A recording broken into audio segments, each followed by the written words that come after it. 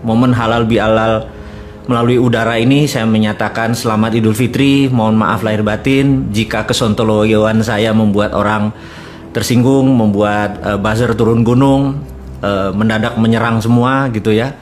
Kepada buzzer dan kepada haters saya juga ucapkan mohon maaf lahir batin. Mereka takut kita menerapkan MMT, mereka takut kita menjalankan TINA sehingga Indonesia menjadi berdaulat, sehingga Indonesia lebih besar dari Cina, Indonesia lebih besar dari Amerika. Mana mau. Di belakang mereka itu adalah provokator-provokator yang pro negara tadi, yang mereka sendiri tidak tahu menjadi pion-pion dari prinsip-prinsip bernegara asing tadi. Karena old system doesn't work, gitu ya. Ini yang harus diingatkan, old system doesn't work. Nah, kita akan mulai dengan old system doesn't work. Suatu hari, ini dongeng ya, ngapunten ya, kita dongeng sedikit. Suatu hari tahun 2017 awal, saya bertemu sama sahabat saya. Beliau adalah salah satu One Team Press, Dewan Penasihat Presiden waktu itu. Kita diskusi santai. Jadi saya tanya, Bu, gitu ya, saya sebut aja nama ya, Bu, waktu 2016 tuh kalau nggak salah AP ya, Anggaran Pendapatan Belanja Negara, APBN gitu ya, Anggaran Pendapatan Belanja Negara. APBN itu pendapatannya turun, belanja negaranya naik, jadi ada gap sekitar 300 triliun, bener nggak? Oh iya bener Mas. Terus bagaimana cara nutupnya? Ya kami pinjaman gitu. Oke. Terus 2017 ini, waktu itu 2017 kayaknya naik Bu, pendapatannya makin turun dan belanja negaranya naik gitu. Terus apa solusinya gitu? Wah ini Mas, nggak tahu nih Mas. Saya bilang, waduh, ada saran. Nah ini dia, Sontoloyo diminta saran coba ya. Saya pikir, ya ngapunten Bu, ini cuman saran ya Bu. Saya bilang gitu. Saya ini kan punya tanah Bu, gitu ya.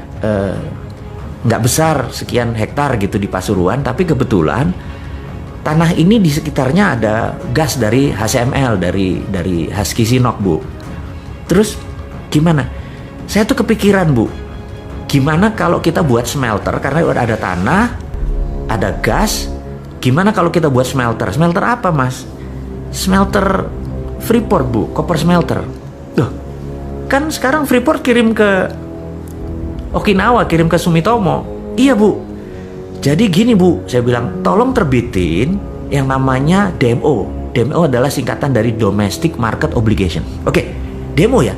Jadi kalau kamu dapat demo gini, saya bilang kalau saya dapat demo, maka Domestic Market Obligation itu terjemahannya adalah gini, Freeport tidak boleh mengekspor koper konsentratnya sampai kebutuhan domestik terpenuhi, gitu ya. Itu peraturan WTO, jadi Domestic Market Obligation. Jadi begitu kita membangun koper smelter tadi, kemudian pegang DMO, maka Freeport harus mengisi dulu ini, baru dia ekspor. Nah, saya ini kan termasuk orang yang nggak setuju diekspornya bahan mentah koper doang. Padahal di dalam koper konsentrat tadi itu kan ada gold, ada platinum, ada uranium dan lain sebagainya. Gitu ya. Ini. Nah, kemudian apa yang dilakukan oleh DMO ini? Jadi dengan adanya DMO Bu, saya bilang gitu ya, dengan adanya Domestic Market Obligation, saya bisa nyari pinjaman. Modalnya berapa? $2 billion. Mas punya 2 billion? Punya Bu. Wah ini kan agak gila. Punya 2 billion gimana caranya gitu? Gini Bu, dengan DMO saya minta 1 juta koper konsentratnya Freeport tidak dikirim tapi masuk ke pabrik kita. Kita akan bangun dengan sekitar 30 triliun. Investasinya sekitar 2,2 billion US dollar waktu itu. Duitmu dari mana? Gini Bu, nanti kan kita akan menghasilkan 100 ton emas per tahun, dikalikan 20 tahun kan 2 ton. Nah Bank Indonesia ambil yang 2 ton tadi sebagai jaminannya, lalu Bank Indonesia terbitin bond Bu, bond. Jadi Bank Indonesia nggak usah keluarin duit, terbitin aja bond selama 20 tahun ke depan, nilainya $6 billion. Nah dengan bond $6 billion itu Bu, saya ke pasar internasional saya bisa cari duit untuk membangun 2,2 billion. Jadi saya moderat, modal dengkul urat Bu, gitu. Oh ibunya ngakak gitu ya. Oke saya paham. Nah dengan demikian kita 2 ton emas tadi, kita bisa printing money Bu. Ibu bisa nyetak seperti sekarang dah 5 kali lebih banyak dari printing money dan kita nggak berhutang gitu ceritanya. Oh aku paham katanya, aku paham gitu ya. Jadi itu adalah prinsip saya berkontribusi. Tapi terus ada proposal. Maaf, ada proposal, ada Bu, saya udah lihat siapin 1 lembar. Oke, nanti saya diskusikan hal ini gitu ya. Nah, sahabat, singkat semua, saya pamit dan nggak lama kemudian, sebulan, 2 bulan lewat, saya tanya, Bu, gimana usulannya? Nggak bisa karena keluar PP nomor 1 tahun 2017 tentang IUPK iya udah deh, saya paham. Saya bilang lanjut deh, saya bilang gitu, nggak apa-apa karena itu pilihan bernegara. Jadi sekali lagi sistemnya berbeda. Jadi saya cuman mengingatkan bahwa kita pernah mengusulkan bahwa menggunakan kekuatan Freeport. Jadi jangan diambil Freeportnya, tapi diambil kemanfaatan produknya, yaitu gold. Dengan gold inilah kita printing money, itu prinsip saya. Tapi sekarang lebih memilih mengambil Freeportnya, pakai pinjaman hutang, dan kemarin utangnya saya nggak tahu gimana bayarnya karena Freeport juga produksinya nggak terlalu bagus. Utang investasi kita nggak balik-balik. Saya nggak ngerti sekali lagi. Kalau saya punya muscle knowledge berbeda, ilmu pengetahuan saya berbeda, cara strategi berbisnis saya berbeda, lebih baik saya membangun membangun copper smelter di Indonesia, di mana hasilnya sekitar 500.000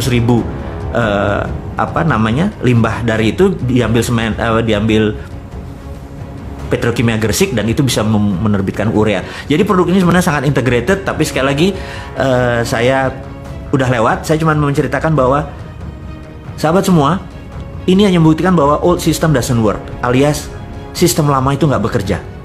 Kita mau challenge. Apakah jarak orang kaya sama orang miskin sekarang mendekat dengan old system? Enggak kan? Apakah saat ini orang semuanya sehat dengan sistem yang ada? Enggak kan? Apakah sekarang ini orang lebih baik kehidupannya dengan old system? Enggak. Jadi kalau old system doesn't work, kenapa kita masih mempertahankan? Itu challenge-nya. Nah, apa yang harus kita lakukan? Jadi menurut saya ini adalah tema garis besar kita bertemu adalah cara cerdas bernegara.